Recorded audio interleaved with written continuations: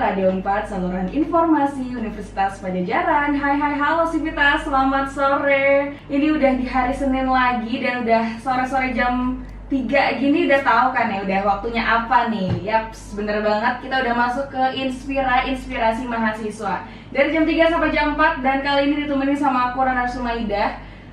Tapi kali ini inspiranya sangat spesial nih Sivitas, karena Radio Unpad saat ini bekerja sama dengan Skora Cimsa FK Unpad, yaitu organisasi mahasiswa kedokteran yang berfokus dalam mengangkat isu seputar kesehatan seksual dan reproduksi, yang saat ini sedang mengadakan aktivitas namanya Bubbles atau Breast Cancer Understanding and Building Better Learning for Early Screening, atau suatu aktivitas dalam rangka merayakan bulan kesadaran kanker payudara yang tepat pada bulan Oktober ini nih Sivitas. Dan Cimsa FK Unpad ini juga bekerja sama dengan komunitas Love Pink, yang saat ini di depan aku sudah ada salah satu dari komunitas Love Pink.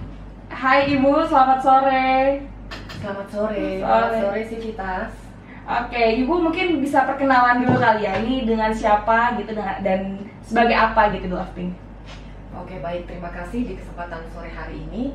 Perkenalkan, saya Yulianti Rahayu, biasa dipanggil Yuli. Saya adalah Pink Squad dari komunitas Love Pink. Oke. Boleh cerita sedikit tentang komunitas Love Pink? Boleh, sangat boleh Bu.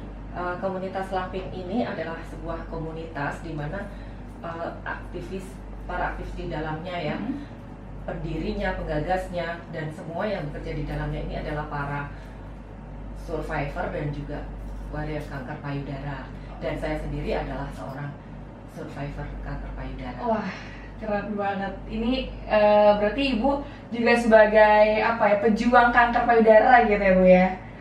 Kita menyebutnya kalau survivor itu yang sudah melalui tahapan terapi dan pengobatan.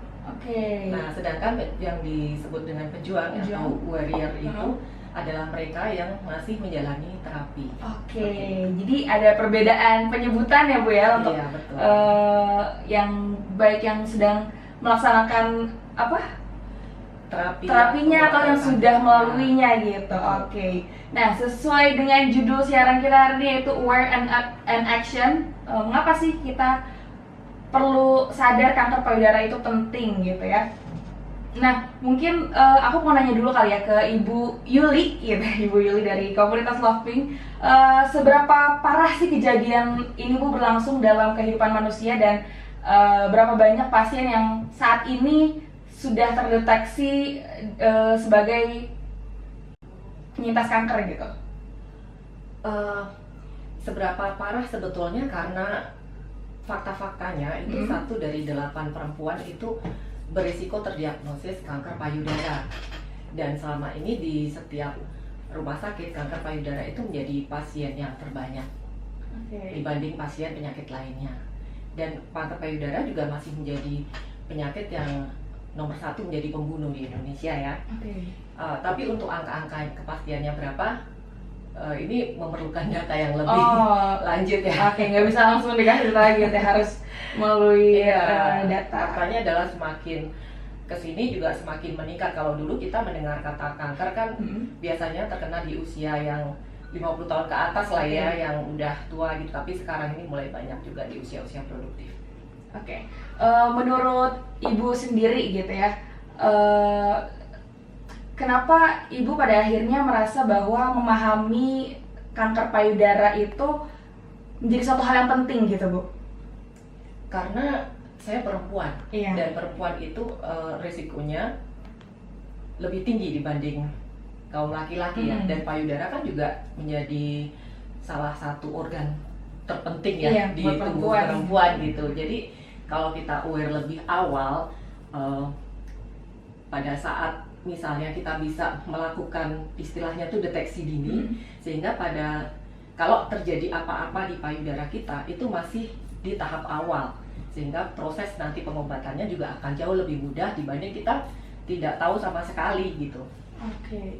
Jadi pengalaman yang bikin Ibu tuh berpikir bahwa pemahaman dan pemeriksaan ini ya masalah awareness tentang kanker payudara ini perlu diketahui secara dini oleh semua orang gitu Bu? Karena yang terjadi itu faktanya kanker payudara itu kebanyakan juga ditemukannya sudah di stadium lanjut. Kadang-kadang di stadium awal itu tidak memberikan reaksi apa-apa, artinya bisa saja tanpa disertai rasa sakit gitu. Nah, hal-hal yang seperti itu akibatnya kadang-kadang ketika ditemukan itu udah stadium lanjut di mana penanganannya juga akan lebih sulit dan penyakitnya juga sudah parah sehingga pengobatan semakin sulit dan biaya pun akan semakin tinggi. Dan menurut Ibu apa ya? Karena mungkin dini yang disebut dengan apa ya? Peduli sejak dini itu sejak kapan sih Bu? Apakah di usia SMP, SMA atau sejak kapan yang menurut Ibu? Sebenarnya sih sejak usia akil balik ya. Jadi ketika anak remaja nih sudah mengalami menstruasi, itu sudah harus mulai aware.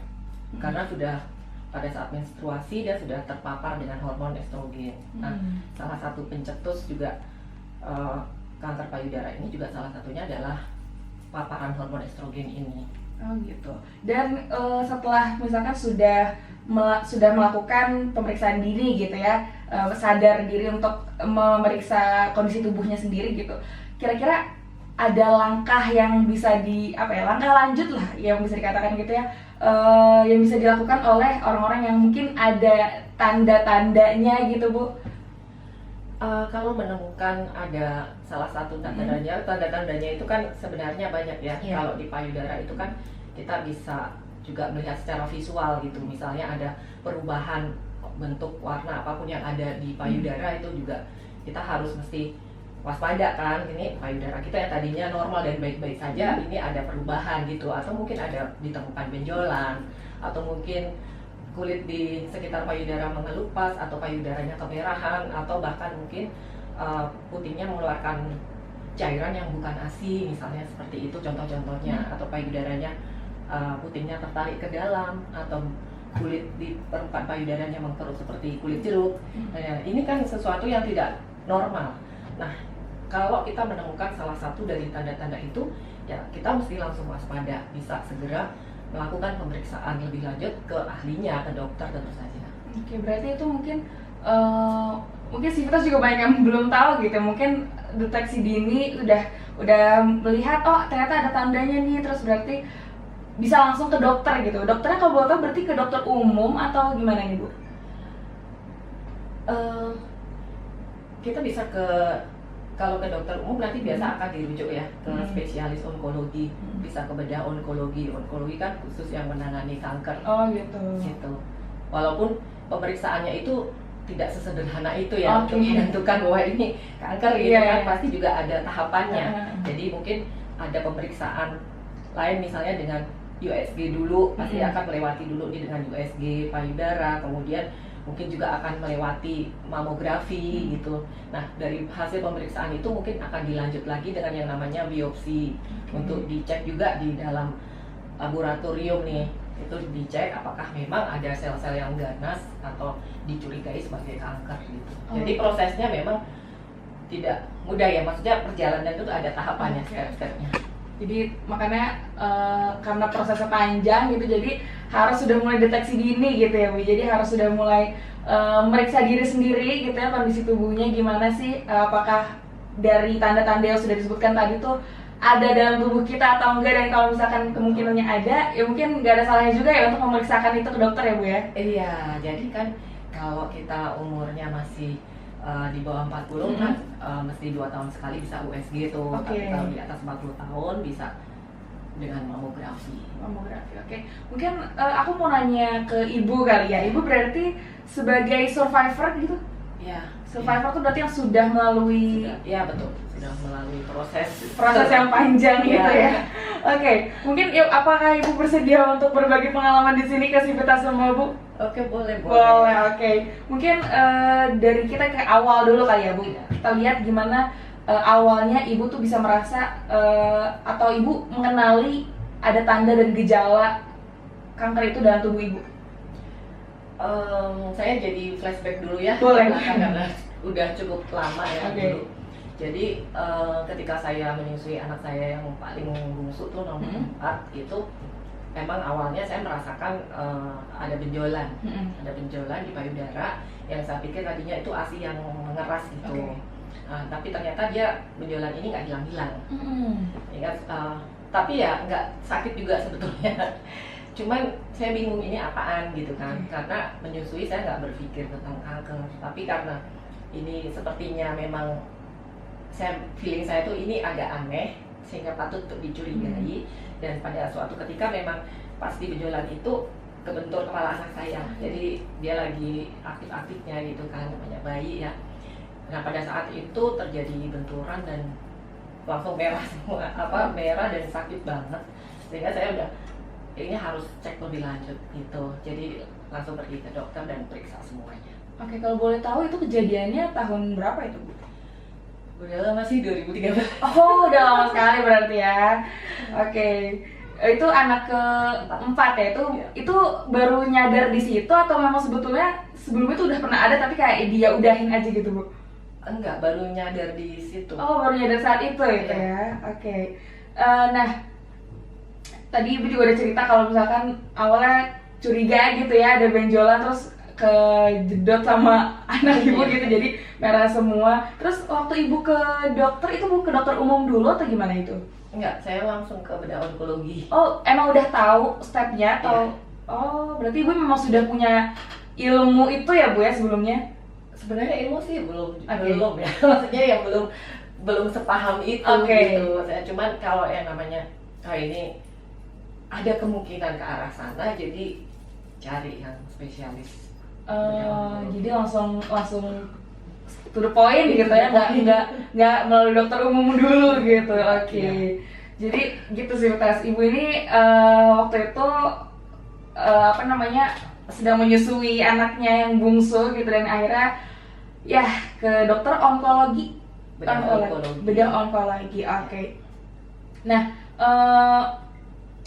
menurut Ibu ada nggak sih kondisi khusus yang umumnya tuh bisa terjadi atau umumnya bisa menjadi acuan kali, bisa menjadi acuan kira-kira kapan sih seseorang harus mencurigai adanya tanda-tanda dari kanker payudara itu sendiri, Bu?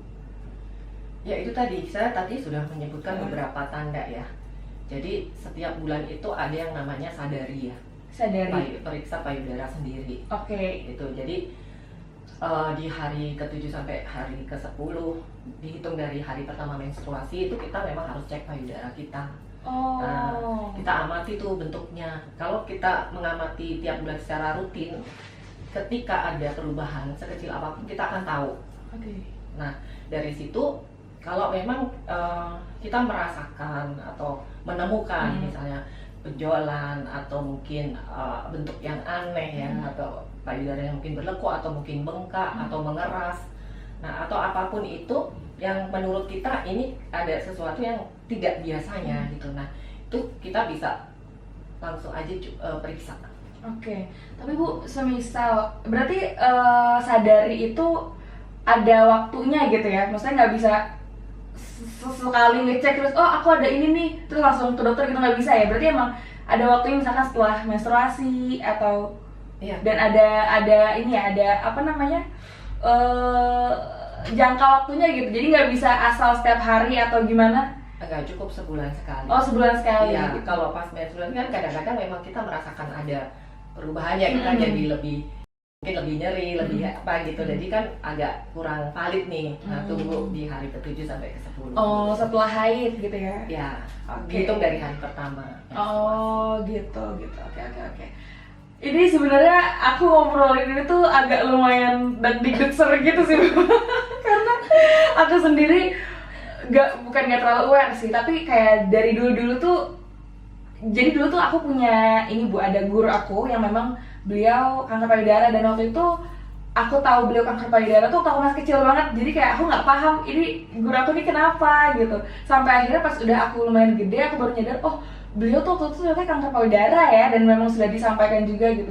Terus baru akhirnya nyadar tuh ya akhir-akhir ini gitu, kayak apa aku juga ngecek keadaan diri aku sendiri gitu ya, karena kayak takut aja gitu loh Bu, kalau misalkan ternyata di dalam tubuh aku ternyata ada salah satu dari tanda-tanda itu gitu kan. Atau mungkin dulu Ibu ada ketakutan gitu nggak waktu pas tahu ternyata ada tanda itu gitu? Kalau ketakutan itu wajar ya, manusiawi ya. Jadi ya pasti kalau di awal ya saya terus terang ya takut banget gitu loh. Maksudnya ini apa gitu loh. Gimana nanti kalau begini-begini, gimana kalau gini-gini. Nah, itu ada pikiran seperti itu dan menurut saya itu manusiawi sekali. Setiap orang pasti punya rasa takut. Namun kalau misalnya itu terlanjur sudah ada, ya mau bagaimana lagi, pilihannya kan mau ditindaklanjuti atau didiamkan atau mau mengambil langkah seperti apa gitu. Nah, ini kan keputusan ada di kita mau pilih yang mana gitu. Oke. Dan mungkin aku boleh nanya juga ya, kalau misalkan dari kondisi Ibu yang awal itu terus menuju apa ya, kondisi terparahnya gitu Bu, itu kira-kira bagaimana ininya perjalanannya tuh?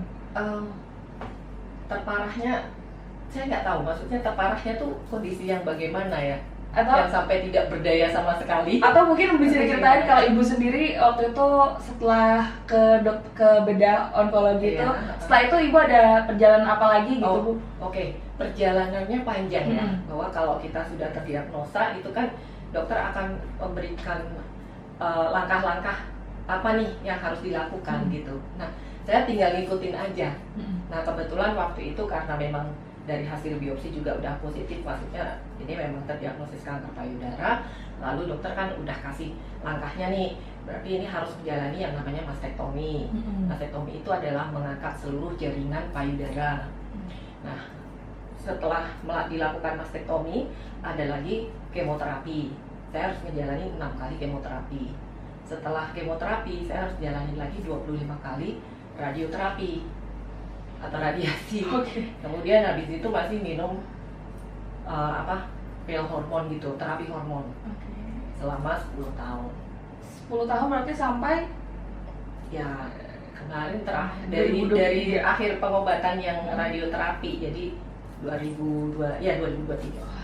Panjang sekali ya, dari awal itu 2013 dan baru tahun lalu berarti ya ibaratnya. Dan kalau boleh tahu, apakah sekarang Ibu sudah benar-benar dikatakan lepas dan sembuh gitu atau gimana Bu? Sudah, puji Tuhan. Oke. Syukurnya berarti Ibu sekarang sudah ini ya, menjalani kehidupan, atau sebenarnya selama itu juga menjalani kehidupan seperti biasa aja Bu? Iya, begitu selesai. Sebenarnya kan kalau dari semua terapi itu yang berat itu kan pada saat kemoterapi. Kalau buat saya ya, tapi kan mungkin tiap orang berbeda. Nah, dan setelah itu ya sudah, kita juga bisa kembali beraktivitas normal. Walaupun pada saat radioterapi juga ada sih efek-efeknya ya, tapi mungkin tidak seberat waktu kemoterapi gitu. Tapi ya kita menjalani aktivitas seperti biasa aja gitu ya. Yang selebihnya ya kita udah kembali ke kehidupan yang ibaratnya tuh sudah normal kembali juga gitu. Jadi kayak orang yang maksudnya sakit terus terpapar nggak bisa ngapain, nggak juga gitu. Nggak juga, karena aku gini Bu, aku punya Pak D tuh ya Pak D, kakaknya ibu aku, beliau juga kanker gitu ya. Dan waktu itu juga awalnya masih di tangan gitu beliau Bu, di tangan, terus masih bisa ngapa-ngapain, lama-lama makin gede dan ternyata ujung-ujungnya dia tuh menyebar gitu Bu. Entah sudah melakukan semua prosedur sih waktu itu, cuman kayak mungkin entah apa yang salah, entah apa yang kurang gitu ya, jadi ujung-ujungnya ya harus lepas juga gitu. Jadi memang kalau ngomongin kanker tuh di aku rada deg-deg gitu. Aduh, agak deg-degan gitu ya. Nah, setelah mendapatkan hasil diagnosis tadi gitu ya Bu ya, terus juga tadi Bu sudah menjelaskan ada tahapan-tahapan yang mungkin bisa dilakukan oleh orang yang terdiagnosis, mungkin lebih ke ya udah ngikutin prosedur dari dokternya aja kali Bu ya. Ngikutin prosedurnya. Dan waktu gimana sih Bu hasil dari pemeriksaan payudara yang udah dilakukan sebelumnya, terus apakah ada penjelasan atau dari dokternya gitu ya mengenai tentang tingkat keparahan dari kanker payudara Ibu sendiri gitu? Sebenarnya kalau dokter sih pasti menjelaskan ya. Cuman saya waktu itu karena saya juga masih ada perasaan yang di awal ya, di awal kan memang masih ada takut-takut gitu. Jadi kalau ini dokter lebih jelasinnya ke suami. Oh gitu, oke.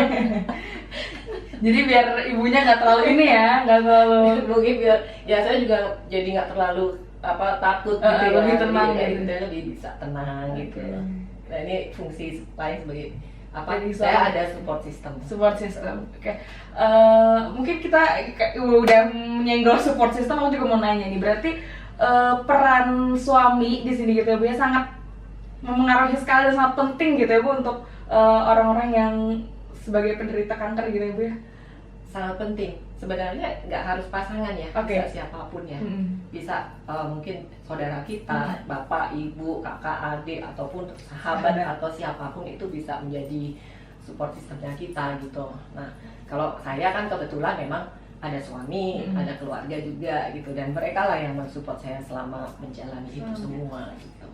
Oke, kalau aku boleh tahu ya Bu ya, waktu Ibu tahu Ibu menjadi apa ya pasien kanker gitu ya, Ibu memberitahu ke keluarga atau enggak Bu?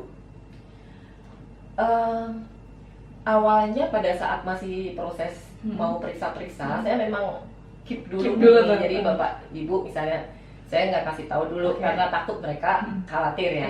Jadi yang tahu ya suami sebagai orang terdekat gitu. Jadi proses-proses di awal sampai akhirnya dipastikan iya, itu kita ngobrol.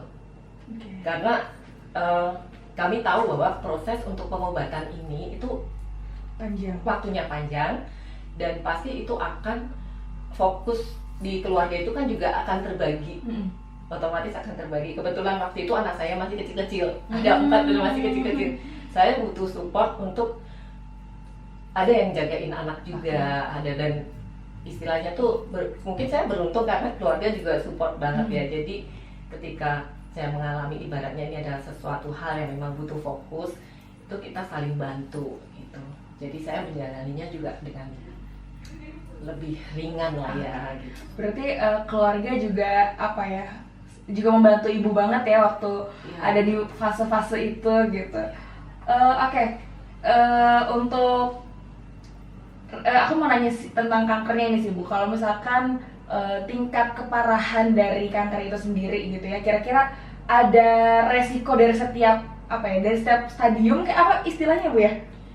Kalau ada stadium ya. Iya mungkin ada. Kemudian ada jenis sel yang grade 1, grade 2, grade 3, ada stadium 1, stadium 2, stadium 3. Nah, itu kira-kira ada resiko dari setiap tingkat keparahan itu nggak sih Bu untuk penderita kanker?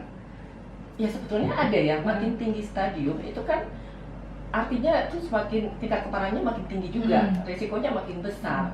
Makanya di komunitas Lasving itu berfokus pada deteksi dini supaya membantu orang-orang itu aware sehingga mereka akan lebih dini mengetahui. Karena kalau diketahui di stadium dini itu angka kesembuhannya ini, angka survivalnya ya untuk kemungkinan hidup itu bisa lebih tinggi, bisa 98%. Tapi kalau udah tingkat lanjut dan parah itu tinggal 27% gitu.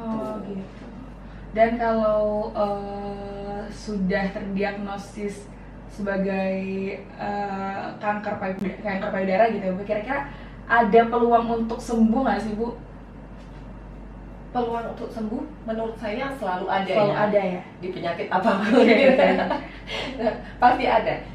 Kalau saya sih berpikir positif aja, bahwa semua peluang itu selalu ada. Jadi kita serahkan aja, kita sambil berusaha, kita serahkan pada Tuhan ya, gimana untuk kasih kesembuhan atau tidak itu kan urusan belakang ya. Yang penting kita sudah usaha gitu.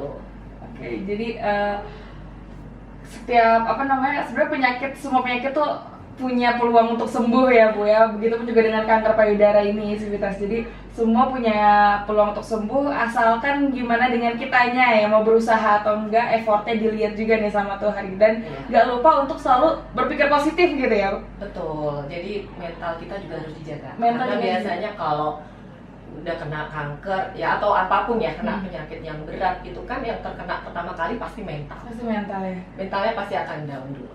Kalau Ibu sendiri waktu itu ada gangguan atau gimana tuh soal mental? Ya waktu awal saya kan yang pasti tuh nggak nyangka kan, pasti nggak nyangka, nggak pernah kepikiran tiba-tiba jebret terdiagnosa gitu kan.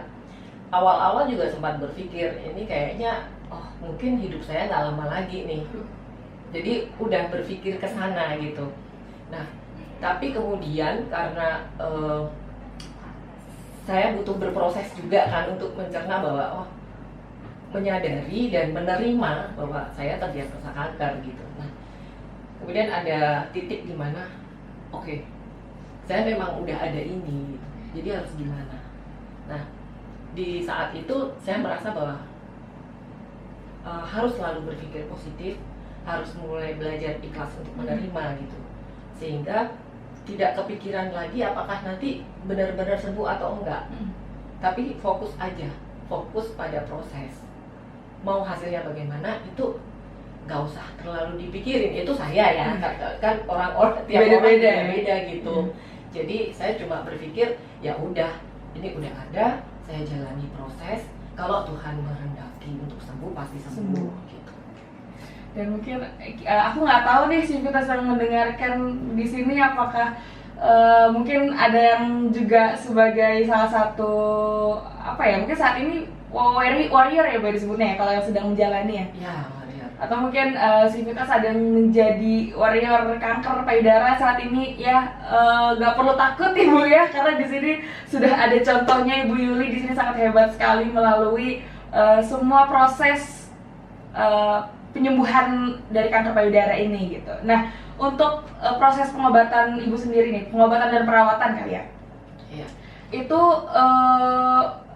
apa sih pengobatan yang dilakukan oleh orang dengan diagnosis kanker payudara? Mungkin bisa diceritain dari pengalaman Ibu. Tadi sudah saya sebutkan juga ya bahwa saya menjalani mastektomi atau operasi pengangkatan seluruh jaringan payudara. Kemudian 6 kali kemoterapi. Setelah itu 25 kali radiasi. Habis itu terapi hormon yang minum pil setiap hari itu sampai 10 tahun. Nah, setiap pasien kanker payudara itu walaupun sama-sama kanker payudara, tapi masing-masing juga punya ciri khasnya. Masing-masing punya perbedaannya. Mungkin stadiumnya yang berbeda, mungkin jenis selnya yang berbeda. Sehingga itu mengakibatkan pengobatan ini tidak bisa sama persis satu dengan yang lainnya. Gitu. Jadi itu kayak istilahnya tuh kayak custom gitu ya. Ada yang memang mungkin hanya menjalani mastektomi saja, ada yang kombinasinya mastektomi sama kemoterapi misalnya tanpa radiasi, ada juga yang mungkin menjalani kemoterapi sama radiasi. Jadi itu macam-macam dan itu kan tergantung dari hasil pemeriksaan klinis dari si dokter gitu. Jadi nggak bisa dipatok satu penyakit treatmentnya sama gitu, enggak ya. Tapi kalau Ibu sendiri kebetulan operasi juga, kemo juga, radiologi juga, dan juga minum pil itu tadi ya, hormon. Wah keren banget, banyak banget yang dilaluinya tuh, panjang banget prosesnya, banyak banget. Tapi Ibu cukup sabar ya. Kalau aku lihat-lihat aku mungkin kadang tuh kalau misalkan kita batuk berhari-hari aja kayak capek gitu Bu, kayak misalkan aduh ini batuk nggak sembuh-sembuh, aduh ini pilek nggak hilang-hilang gitu, ini nafas tersumbat mulu tiap hari gak enak banget. Tapi aku ngeliat Ibu jadi kayak emang sabar tuh juga diperlukan di sini ya. jadi nggak cuma soal masalah pengobatannya aja, tapi juga kesabaran juga diperlukan. Betul. Gitu di sini. Kalau Ibu waktu itu apakah bisa langsung berproses untuk sabar atau memang ada waktunya dulu untuk yaudah deh sabar dulu deh, perjalanannya panjang nih, masih banyak yang harus dikerjain nih, atau gimana kalau Ibu sendiri? Ya karena saya sudah menyadari menyadari artinya bahwa itu adalah konsekuensi yang harus saya terima ketika menjalani pengobatan ini. Memang pada kalanya juga merasa capek gitu. Tapi kembali lagi bahwa penerimaan bahwa memang inilah yang harus saya jalani. Nanti ya udah kembali lagi untuk semangat lagi gitu. Memang pernah ada masa di mana pada saat kemo saya juga merasakan seluruh tubuh itu sakit banget gitu ya. Kadang juga sampai nangis, tidur nggak nyenyak, segala macam, nggak susah tidur. Pernah pada saat itu juga batuk parah gitu, nggak sembuh-sembuh gitu ya, karena kan imunnya turun banget gitu. Jadi obat kemonya tuh mengakibatkan sel darah putihnya berkurang gitu loh, leukositnya turun. Jadi begitu saya ketularan flu, panjang ceritanya. Itu kadang-kadang juga aduh capek gitu. Tapi ya kembali lagi memang ya udah, memang ini udah sekarang jalan saya tuh harus seperti ini gitu. Jadi ya udah jalanin aja. Oke. Jadi kalau misalkan kanker tuh juga mempengaruhi ke sel darah putih ya Bu ya, sel darah putih yang harusnya ibaratnya melahap penyakit-penyakit, jadi sel darah putihnya juga ikut menurun ya Bu ininya. Itu terjadi pada saat kemo. Tapi sekali lagi saya tidak bisa mengatakan apakah semua berakibat sama. Mungkin respon tubuh setiap pasien juga berbeda gitu. Jadi misalnya kan kalau kemo tuh yang secara umum rambut pasti rontok, mungkin kuku-kukunya menghitam. Tapi setiap orang juga itu bisa berbeda gitu loh. Jadi saya nggak bisa bilang ini harus sama persis gitu ya. Tapi kalau yang Ibu alami seperti itu gitu. Oke. Nah mungkin kita balik lagi ke kanker ini gitu ya Bu ya. Kira-kira ada hal apa aja sih Bu yang bisa menyebabkan kanker ini tuh tumbuh di tubuh seseorang? Sampai hari ini itu sebetulnya ya secara teori itu penyebab kanker payudara belum diketahui. Nah, sehingga yang kita bisa lakukan adalah bagaimana menurunkan faktor-faktor risikonya. Seperti itu. Dengan cara mungkin ya faktor risiko itu kan banyak ya. Misalnya apakah kalau kita tidak bisa mengendalikan, misalnya kita kan bagi kaum perempuan risikonya lebih tinggi dibanding laki-laki, walaupun laki-laki juga bisa loh terdiagnosa kanker payudara. Bisa, 1 dari 883 laki-laki itu bisa berisiko terdiagnosa kanker payudara, dan 1% dari pasien kanker payudara itu laki-laki. Gitu. Jadi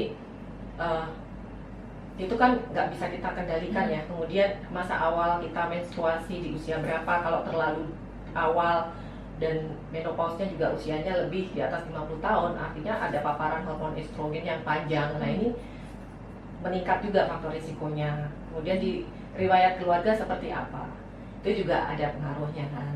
Nah kalau yang kita bisa kendalikan, contohnya misalnya gaya hidup kita seperti apa, mungkin bagaimana pola kita ya, pola kita beristirahat, mengatur diri kita, mengatur makanan, mengatur gaya hidup kita, apakah kita bergaya hidup sehat atau enggak, kita merokok atau tidak, dan itu kan sebenarnya kita juga bisa mengendalikan itu. Gitu.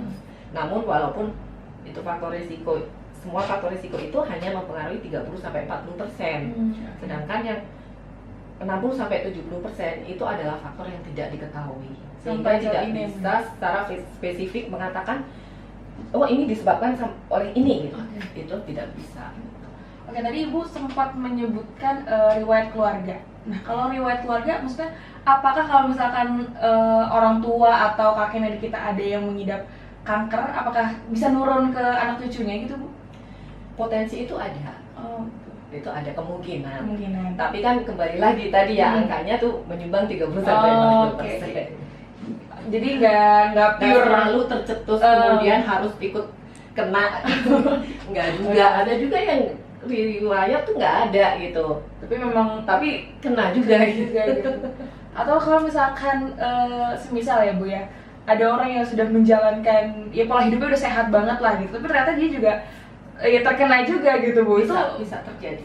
Tapi kira-kira apa penyebabnya Bu ya? Gak tahu juga ya berarti? Gak tahu juga, karena kan belum diketahui. Ya, berarti ya dunia medis kita masih bekerja ya mencari penyebab dari kanker itu sendiri gitu ya. Nah, apakah dalam kelompok masyarakat tertentu gitu ya Bu, dengan karakteristik tertentu yang lebih rentan terkena kanker itu ada gitu, maksudnya apakah ada orang-orang yang orang yang seperti ini nih dia lebih mudah terkena kanker, atau orang seperti ini, atau ada nggak sih Bu? Kalau itu saya rasa akan terkait dengan bagaimana gaya hidup mereka ya, budayanya ya. Kalau memang budayanya misalnya pola konsumsinya memang nggak bagus atau kurang sehat, ya pasti punya potensi dong. Mungkin nggak cuma kanker, mungkin penyakit yang lainnya, misalnya dari mereka terbiasa makan banyak karbonya atau banyak lemaknya, ya itu kan udah pasti nggak sehat dong. Nah, atau mungkin polanya mungkin sering begadang atau apa, nah, itu kan juga nggak sehat. Nah itu maksudnya saya tidak bisa mengatakan secara bahwa etnis ini rentan lebih rentan itu atau ya kita lihat aja kembali bagaimana budayanya mereka, gaya hidupnya, pola hidupnya seperti apa gitu. Jadi kayak nggak bisa ditebak juga ya siapa yang akan terkena kanker ini, karena ada yang menjalani kehidupan yang pola hidupnya udah sehat banget, udah bagus banget, tapi dia juga tetap terkena. Tapi ada juga yang mungkin barbar apa segala macem dia, tapi dia aja sehat-sehat aja gitu. Jadi kayak ya penyakit itu datangnya tanpa diminta dan kepada siapa aja yang penyakit itu mau gitu ya. Oke.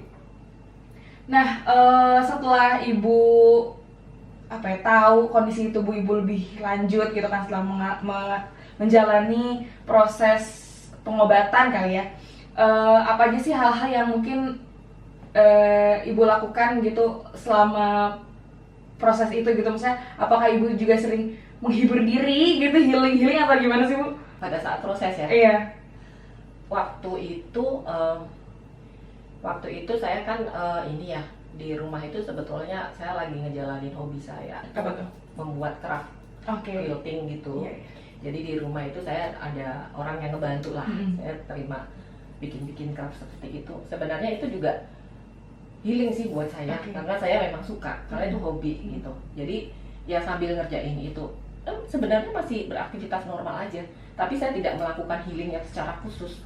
Nggak, karena justru pada saat saya menjalani proses pengobatan itu saya merasa bahwa daya tahan tubuh saya kan tidak sebagus pada saat sebelumnya ya. Maksudnya ketika normal kan, karena ini kan ada obat kemo, ada radioterapi. Nah itu kan pasti punya efek di mana saya juga harus banyak istirahat, harus tetap menjaga stamina dengan baik supaya saya kuat gitu. Nah pada saat itu juga suami saya membatasi aktivitas saya, sehingga saya tidak banyak keluar juga, karena takut kalau dengan daya tahan tubuh yang rendah ini saya keluar kemana-mana itu takut ada virus atau apa yang bisa menular, itu nanti ceritanya bisa jadi beda lain, lagi ya. gitu. Jadi Itu panjang lebih ke ini sih, maksudnya ya bisa aja kalau orang lain selama treatment tuh bisa main kemana-mana, piknik segala macam, tapi memang yang saya lakukan waktu itu saya fokus aja untuk pengobatan dulu. Oke, jadi tapi kehidupan yang lain tuh berjalan seperti biasa ya Bu ya? Seperti biasa. Anak-anak gitu sekolah tetap sekolah, ibu tetap mengajari mereka setiap hari gitu? Ya pokoknya kita tinggal mengukur diri aja. Kalau emang udah ngerasa capek ya istirahat. Iya, kalau misalnya saya pengen lakuin aja, memang kita suka gitu loh. Tapi kita mengukur kapasitas tubuh kita sendiri. Jangan terlalu aktif gitu kan. Oke, jadi kayak sakit boleh, tapi tetap harus produktif, tapi juga tetap harus tahu batasan, tahu diri gitu. Oke. Nah mungkin dari cerita-cerita ibu nih, boleh dikasih tahu nih ke Sivita semua yang dengerin kita hari ini Bu, kira-kira ada nggak sih tips untuk apa ya, mencegah kanker payudara ini Bu? Kanker payudara itu tidak bisa dicegah karena penyebabnya kan nggak diketahui.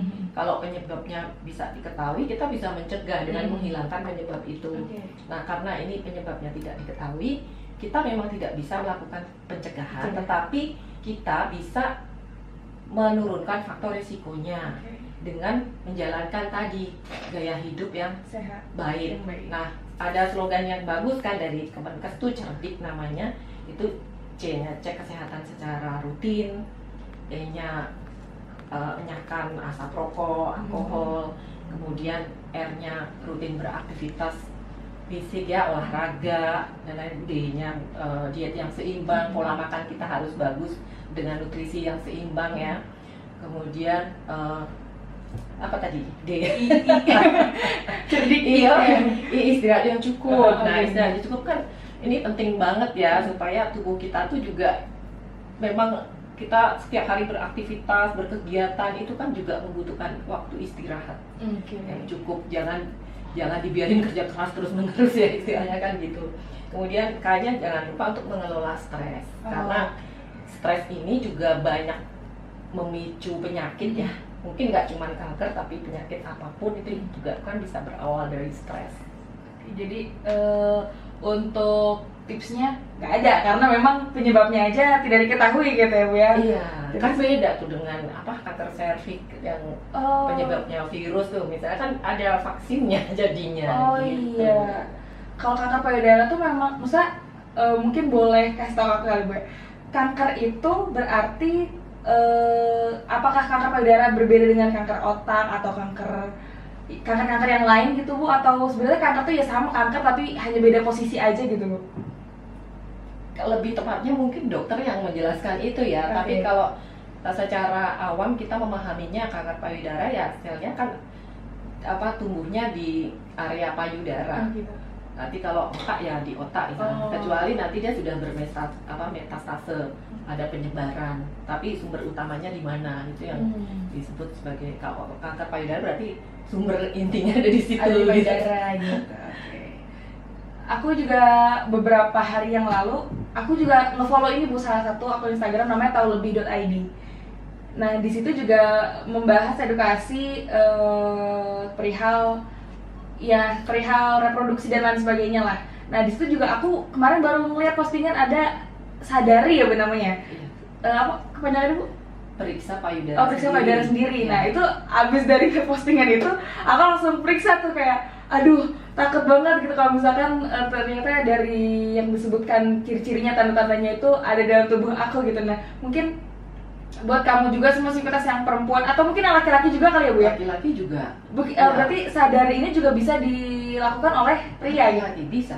Oh, dan bisa juga oleh perempuan yang sudah menopause. Tadi kan tiap bulan pada saat hari ke-7 sampai hari ke-10 dari hari menstruasi pertama. Nah, laki-laki sama orang yang menopause kan udah nggak mens.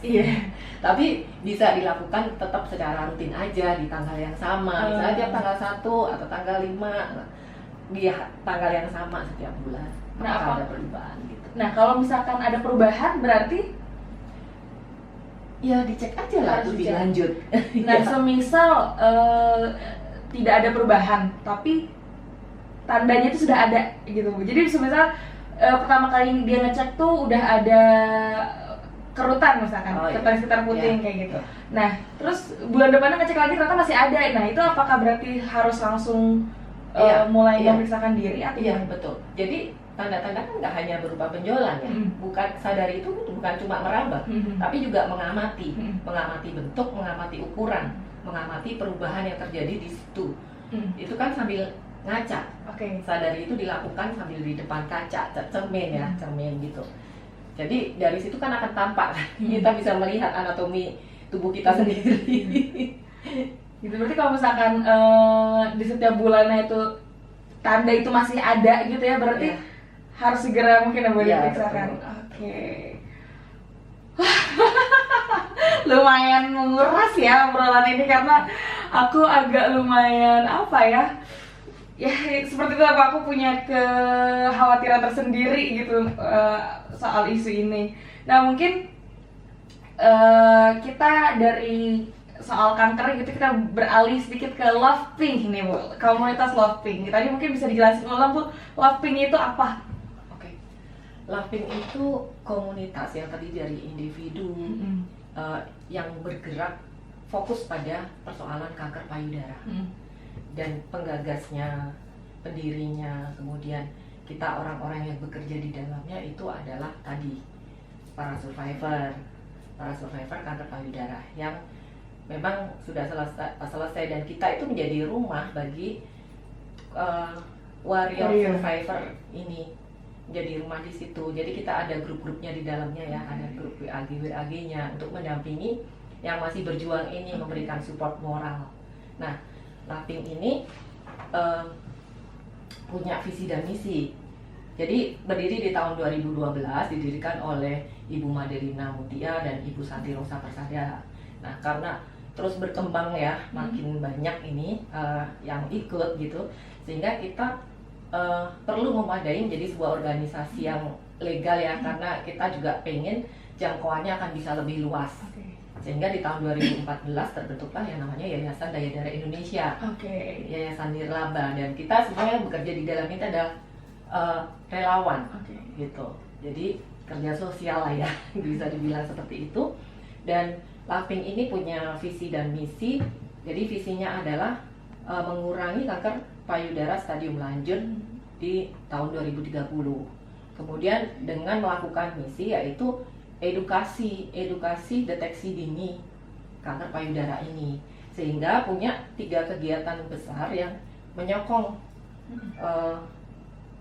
komunitas ini, yaitu Pink Talk, Pink Fan, dan juga Pink Visit. Nah, Pink Talk itu ya seperti ini, obrolan-obrolan tentang kanker payudara.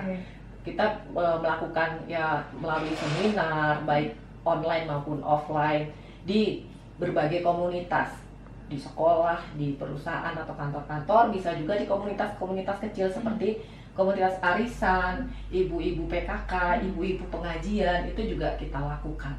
Jadi dimanapun ya, Loving siap untuk diundang untuk berbagi pengetahuan seputar kanker payudara, juga berbagi pengalaman. Nah, kemudian ada Pink Van, itu Loving juga punya van ya, mobil USG yang keliling gitu, mobile gitu. Nah, ini karena Loving itu juga punya kegiatan yang namanya gerakan 10.000 USG gratis untuk perempuan dengan keterbatasan finansial gitu. Nah, selain itu juga ada Pink Visit, di mana kita juga kalau ada teman-teman yang mungkin membutuhkan support moral untuk didatangi ya, maksudnya dia lagi butuh dikuatkan atau apa ya, kita juga ada tenaganya di situ. Dan di bulan Oktober ini kan bulan peduli kanker payudara, setiap tahun Loving juga mengadakan Indonesia Goes Pink. Dan nanti tanggal 27 kita ada acara di Plaza Indonesia. Nah, itu untuk campaign tentang kanker payudara juga, supaya makin banyak orang aware gitu tentang kanker payudara ini. Nah, kalau para sivitas juga pengen ikutan datang di acara itu, boleh banget ya. Tanggal berapa itu Bu tadi? Besok minggu depan tanggal 27. Tanggal 2 hari Minggu. Hari Minggu. Hari Minggu ya berarti ya. Hari Minggu di Plaza Indonesia. Mungkin buat kamu yang lagi nganggur, boleh nih main sedikit ke Jakarta untuk ikut aktivitas dari komunitas Loving ini. Nah, berarti Loving itu memang isinya adalah orang-orang yang apa ya, ibaratnya berpengalaman kanker payudara. Berpengalaman sudah melalui proses yang panjang, dan saat ini berarti sudah ibaratnya tugas kita nih untuk menguatkan teman-teman yang lain yang sedang dalam prosesnya itu ya Bu ya, dalam proses penyembuhan dan proses pengobatan gitu. Nah, kalau dari Loving sendiri ada nggak sih Bu, atau gimana sih prosedur buat orang yang apa ya, sebagai udah terdiagnosis gitu ya kanker payudara untuk bergabung ke Loving gitu Bu? Sebenarnya nggak ada prosedur khusus. Nggak ada prosedurnya? Karena syaratnya cuma satu sih, terdiagnosa kanker payudara. Kalau misalkan yang sehat berarti jangan berharap ikut. Oh gitu. Kita syaratnya memang yang udah terdiagnosa gitu. Jadi bisa bergabung, dan kita ada Instagramnya ya @loving_indonesia, bisa DM ke situ juga gitu. Untuk kita nggak ada syarat apa-apa, karena memang tujuannya kan sebagai wadah rumah buat mereka. Berarti kalau semisal ada yang tidak kanker payudara tapi ingin bergabung jadi relawannya, ya bisa kalau itu. Karena ini kan memang individu yang menyediakan diri, merelakan waktunya, tenaganya untuk ikut membantu kegiatan ini gitu. Ada juga yang seperti itu. Oke, berarti kalau misalkan sivitas ada yang mau bergabung menjadi relawan di Loving, boleh ya Bu ya? Boleh dong. Atau mungkin aku nanti akan bergabung jadi relawan di Loving gitu ya. Tapi kalau Loving sendiri itu berpusatnya di mana tuh Bu? Di Jakarta. Di Jakarta aja? Oh enggak, jadi maksudnya Jakarta tuh sebagai base-nya ya. Di awal berdirinya kan memang di Jakarta. Tapi kita ada beberapa wilayah lainnya. Ada di Bandung ini, kemudian di Jogja, Jember, Surabaya, Malang, terus Banjarbaru, Kalimantan, ada di Padang, Palembang, Pekanbaru juga. Berarti udah meluas ya? Udah meluas. Nah, kalau waktu itu kan awalnya di Jakarta nih Bu. Ibu sendiri tahu nggak story-nya gitu ya, gimana jadi menyebar di berbagai titik di Indonesia gitu Bu waktu awal-awal? Kalau story-nya saya kurang tahu secara detail ya. Pada saat saya bergabung itu sebenarnya posisi saya masih di Jogja. Oh, oke. Iya, jadi saya itu dikasih tahu ada temen lah gitu bahwa ini akan, dan kebetulan pada saat saya bergabung tuh saya sudah selesai treatment. Tapi ada temen yang info bahwa ini ada, lo mau nggak gabung gitu. Nah, masih di Jakarta. Nah, kemudian ikut di dalamnya, kan wadahnya awalnya juga di waktu itu Telegram kalau nggak salah. Di Telegram, chatting, apa segala macam, semua informasi ada di situ. Kita kan di WAG itu saling support satu sama lain, saling menguatkan, saling kasih informasi mungkin tentang rumah sakit, tentang dokter, tentang obat dan lain-lain ya, pengalaman masing-masing itu saling curcol lah ya, ada di dalamnya situ. Nah, kemudian kan ada kegiatan-kegiatannya juga. Nah, kemudian ya akhirnya kan itu juga makin berkembang ya. Jadi misalnya di Jogja dulu awalnya saya mungkin saya sendiri, awalnya selalu ada teman lain. Jadi tambah lagi 3 orang, 4 orang, 5 orang, 6 orang, itu berkembang. Jadi kan pada saat kita nih sebagai survivor atau warrior ini kan kalau ke rumah sakit pasti ketemu ya, ketemu yang sama-sama sedang berobat. Nah di situ kan dari mulut ke mulut tuh. Oh. Iya, jadi tahu terus ini join gitu kan jadi banyak. Nah lalu dibarengi dengan Loving sendiri juga terus berprogres, ada website, ada kemudian acara-acara itu kan juga semakin gaungnya tuh, awareness-nya makin tinggi kan, jadi makin banyak orang tahu, itulah jadi berkembang banyak gitu. Oke. Jadi cara dari Loving sendiri untuk menjangkau masyarakat yang lebih luas mungkin salah satunya dari mulut ke mulut gitu kan ya Bu ya? Iya, dan karena kan juga aktif melakukan itu tadi, edukasi tadi, sharing edukasi itu kan kemana-mana. Dari yang komunitas kecil hingga ke kelompok yang lebih besar, hingga ke istilahnya ke institusi juga kan, ke kantor-kantor, baik kantor swasta atau ke kantor pemerintahan, apa itu kan semua istilahnya tuh dijabanin. Dan dari situ kan lama-lama juga orang makin tahu gitu. Ya, sama Loving gitu. Kalau Ibu sendiri waktu itu pada akhirnya memutuskan mau join ke Loving itu karena apa Bapak? Karena atas dasar awareness aja atau emang karena aku harus membantu orang-orang lain nih yang sedang berjuang juga atau gimana nih Bu? Ya pada awalnya saya merasa bahwa di sini ternyata banyak ya yang sesama ya istilahnya dalam tanda petik, sesama yang udah pernah mengalami, kemudian ada yang masih berjuang juga gitu kan, jadi kita jadi merasa gimana ya, jadi samaan lah ya, jadi sehingga kalau ada info atau apa tuh kita juga jadi ikut menyimak kan gitu, jadi bisa nambah ilmu juga, nambah wawasan juga gitu. Awalnya sih seperti itu buat saya pribadi ya. Kemudian pada saat saya pindah ke Jakarta ya, ke Bogor, saya juga ada keinginan pengen deh sekali-sekali ikut kegiatannya gitu. Lalu lihat, dan kemudian saya lihat asik banget nih kayaknya. Maksudnya gini, karena saya juga melihat nih para pengurus atau orangnya itu kayaknya kok keren-keren banget ya. Maksudnya mereka pernah mengalami ini tapi secara apa ya, jadi auranya tuh positif. Terus mereka berbagi kemana-mana, itu saya melihatnya mereka hebat juga, inspiratif gitu loh. Jadi saya juga tertarik untuk coba join ke situ dan akhirnya jadi Pink Squad seperti ini. Namanya Pink Squad ya Bu ya? Iya. Pink Squad, oke. Kalau untuk Loving sendiri, apakah punya target untuk promosi dan prevensi kanker payudara ini di tahun-tahun mendatang gitu? Kira-kira seberapa besar targetnya Bu? Tadi kan visinya Indonesia terbebas dari kanker payudara stadium lanjut di tahun 2030. Itu visinya. Tapi kalau target angka-angka, jujur saya sih nggak bisa memastikan angkanya berapa. Cuman adalah saat ini tuh kita yang bisa kita lakukan tuh sebanyak mungkin melakukan edukasi seluas yang bisa kita jangkau. Kita berharap bahwa ini kan tadi saya sebutkan beberapa daerah ya, ya siapa tahu nanti kita akan coba terus untuk berkembang di daerah-daerah yang lain yang belum ada, sehingga di daerah-daerah wilayah-wilayah itu akan semakin banyak kita bisa menjangkau. Karena kalau semuanya hanya terpusat di Jakarta, kita kayak ngelakuin kemana-mana itu juga ada keterbatasan ya, keterbatasan waktu, keterbatasan ya banyaklah kita secara kita tenaganya kan juga ini relawan semua gitu.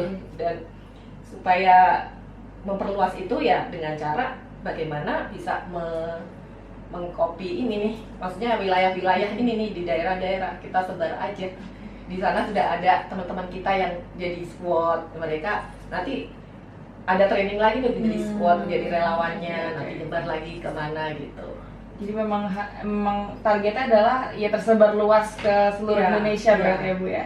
Dan kalau aku penasaran sedikit nih, selama Ibu mungkin dan Pink Squad lainnya sedang melakukan edukasi di beberapa tempat tertentu, apakah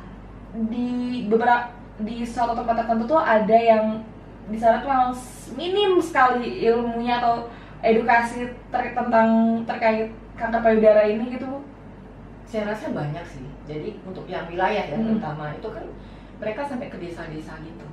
Oke. Ya, jadi pernah ada case misalnya udah janjian nih mau ngadain TikTok gitu, udah sampai di tempat ditolak. Jadi mitos-mitos di masyarakat itu sebenarnya masih banyak gitu loh. Kalau kanker itu gimana gitu, menakutkan atau apalah gitu. Tantangan-tantangan seperti itu masih ada gitu. Dan mungkin di daerah-daerah tertentu yang memang jauh dari akses informasi atau apa itu pasti masih ada. Jadi balik lagi ya, mitos yang ada di masyarakat itu bikin masyarakat jadi apa ya, mungkin agak takut gitu ya kalau misalkan mendengar soal kanker dan mungkin tidak terbuka. Oke, jadi menolak untuk mengetahui gitu ya Bu ya berarti. Aduh. Mungkin ini balik lagi jadi tugas, bukan cuma tugasnya Love Pink aja, tapi jadi tugas kita semua untuk berusaha mengedukasi mungkin masyarakat sekitar kita, apalagi masyarakat yang jauh dari tidak tersentuh lah gitu dari akses informasinya gitu. Oke, mungkin dari Ibu ada yang mau disampaikan buat Civitas di sini, apa pesan dari Ibu untuk jaga-jaga diri dari kanker payudara mungkin Bu? Pesannya hanya lakukan sadari aja secara rutin gitu, lalu terapkan tadi pola hidup cerdik tadi ya, cek rutin, istirahat cukup, tadi yang cerdik ya diulang lagi. Jadi cek kesehatan secara rutin, enyahkan asap rokok, alkohol ya, rutinitas beraktivitas fisik ya, terus kemudian diet yang seimbang, istirahat cukup, dan jangan lupa kelola stres. Bisa dengan kita bagaimana caranya mengelola diri kita supaya nggak stres lebih lanjut, kita kan bisa melakukan hobi-hobi kita, sesuatu yang bikin kita happy. Nah itu jangan lupa.